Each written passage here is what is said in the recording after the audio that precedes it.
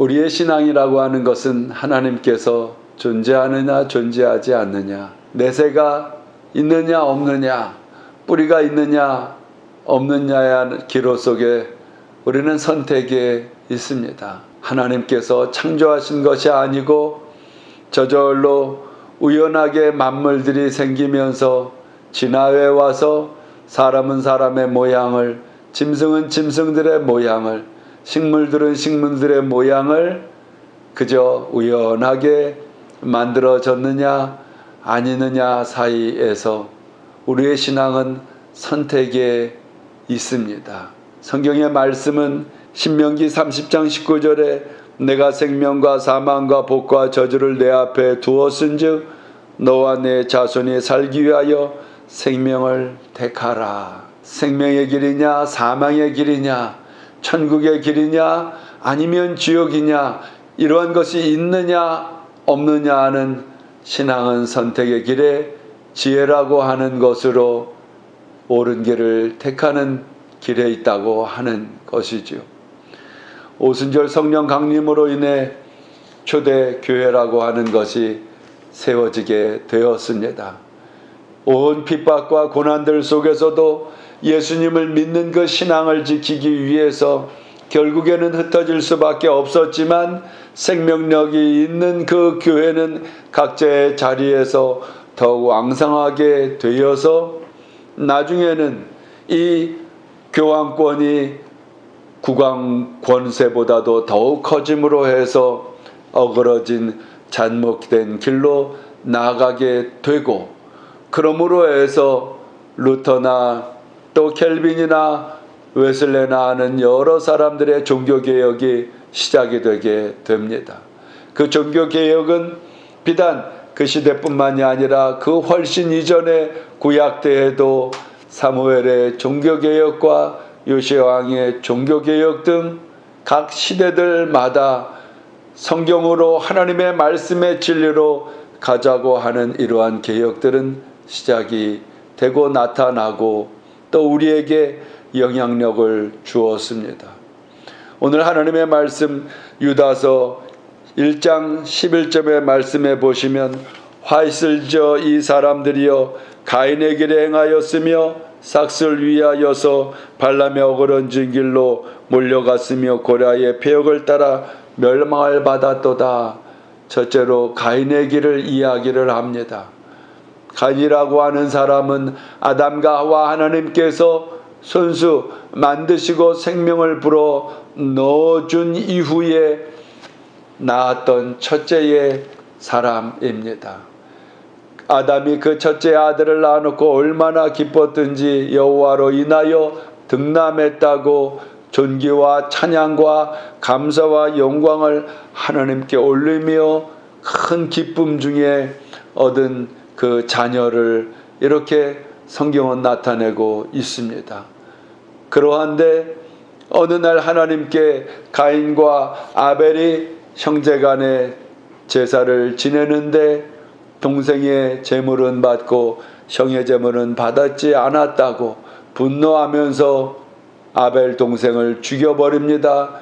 최초의 낳은 자녀가 최초의 살인이라고 하는 끔찍한 일을 저지르는데 이것은 본인의 잘못뿐만 아니라 부모에게 큰 아픔이라고 하는 결과를 남겨주게 된 것이죠. 가인의 어그러진 길, 잘못된 길, 하나님께서 왜 아벨의 제사는 받으시고 가인의 제사는 받지 않았는가 성경에는 자세하게 설명하고 있지 않지만은, 그러나 성경 이곳저곳에 보면 하나님 히브리서 11장에 이러한 가인의 제사에 대해서 언급을 하는 것을 보면 믿음으로 드려지지 않았으며, 또 하나님께서는 감사로 제사를 지낼 때에 그 영광을 받으시고 구원에 이르게 하신다는 말씀을 통해 볼 때에 감사치 않은 결과가 아닐까 우리는 쉽게 추론해 볼 수가 있습니다.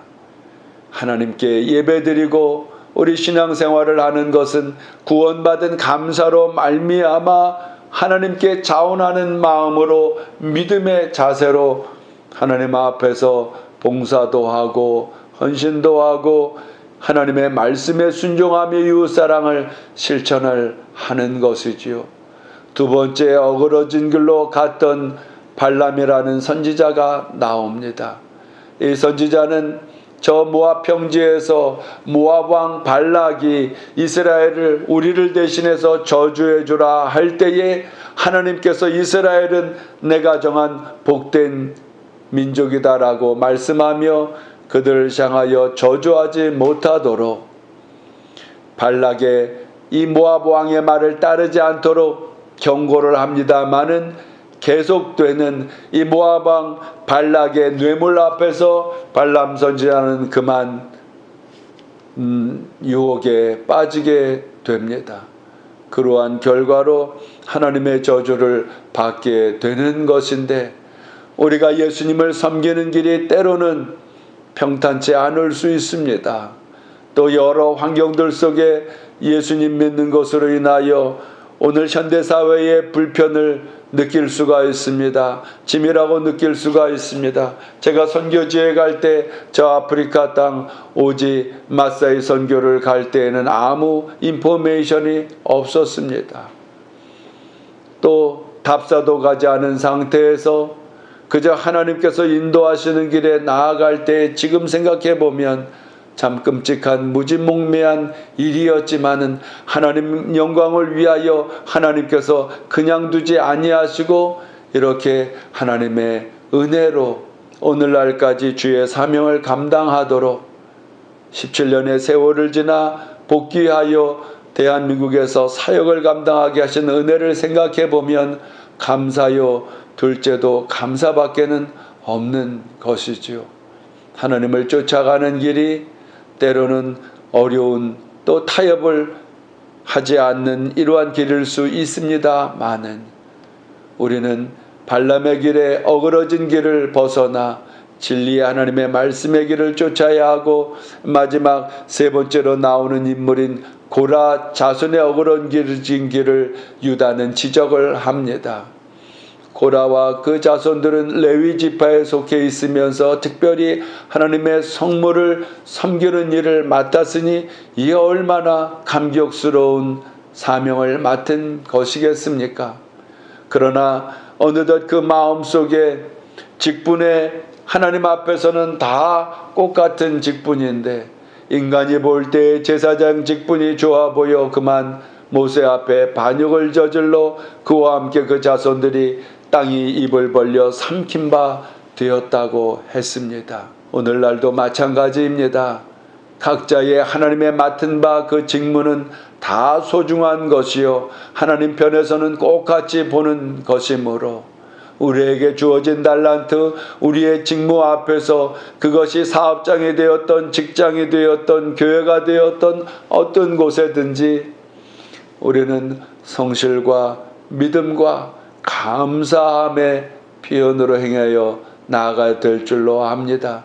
그리하면 하나님의 예비하신 축복이 영원히 잘됨처럼 범사와 함께 영육간에 오늘도 강건하게 넘치는 날이 되게 하실 줄로 믿습니다.